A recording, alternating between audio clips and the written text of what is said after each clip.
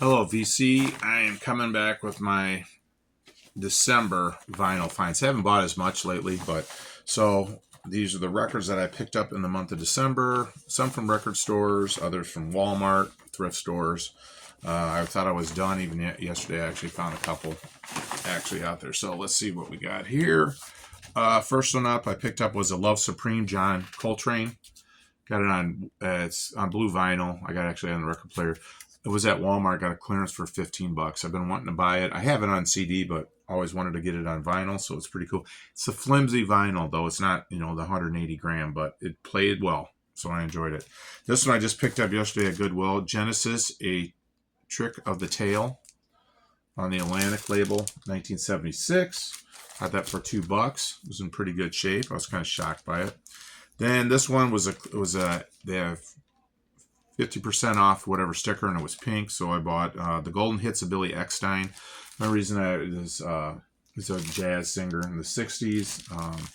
Don Rickles used to always talk about Billy Eckstine in his stand-up or reference in somebody, so I just put it down as a reference. I go, well, let's see who Billy Eckstine is. This one I bought at the record store, brand new. Don Henley's The End of the Innocent. Got it for like $18, reissue. Very flimsy though, very flimsy. Sounds good, but this is one of his, and then Henley's big ones. It was on the Rolling Stone 500 Greatest Albums of All Time, so it's a good listen.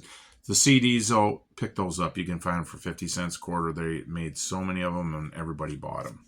This one was basically my introduction to Yes. It was in the 80s, so was it 1983? Wow. And yeah, it was MTV and Owner of a Lonely Heart.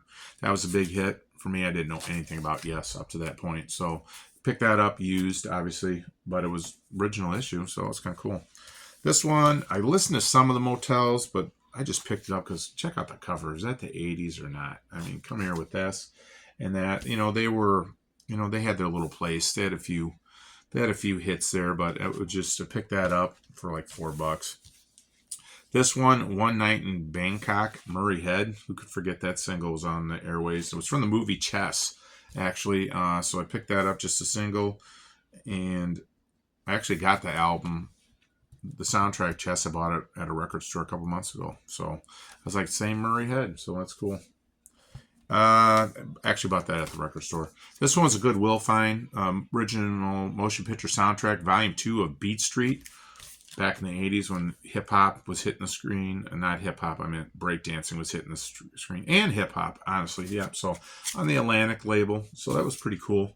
Picked that one up. I don't ever see it. I mean, out and about, and it was $2. And then I liked the movie. It was pretty good. For me, it was an 80s movie. It had Macchio, and it had Nick Nolte, Joe Beth Williams in it. But the movie Teachers, Judd Reinhold was even in it too. On Capitol label, it had song Teachers, and the video was pretty big. They had ZZ Top played on this. Freddie Mercury did one. 38 Special was, Teachers. Bob Seger and Silver Bullet Band, Night Ranger. So a lot of being the Motels. I mean, a lot of people from the 80s, they get into those movies, and it was about the school system and how bad it was. And unfortunately, sometimes it's still that way. These ones, I just kind of heard about them, and they're folk singers, so I picked these up. I actually found them at Goodwill. I found Ian and Sylvia's Greatest Hits, Volume 1 and 2 on the Vanguard label. Really good shape. They were a folk group from Canada. They were married for a while, then they got divorced, obviously. They went into the country rock genre too after the folk thing kind of started to phase out. But in the 60s, it was, folk music just wasn't always Bob Dylan. So I picked those two up for $2 each. This one I picked up just to probably resell, but Habits, Maita, probably said her name wrong. Looked kind of rough, but it was actually in pretty good shape, so I got that one.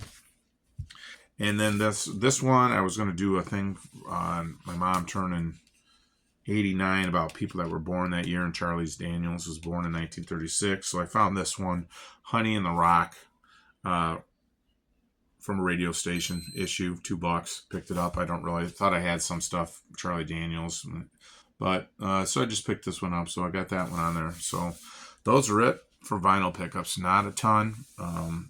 The other ones I did were when I actually bought from when it was Black Friday. I picked up some good ones then. But other than that, hope everybody's doing well. Merry Christmas. God bless. And as always, stay classy, BC.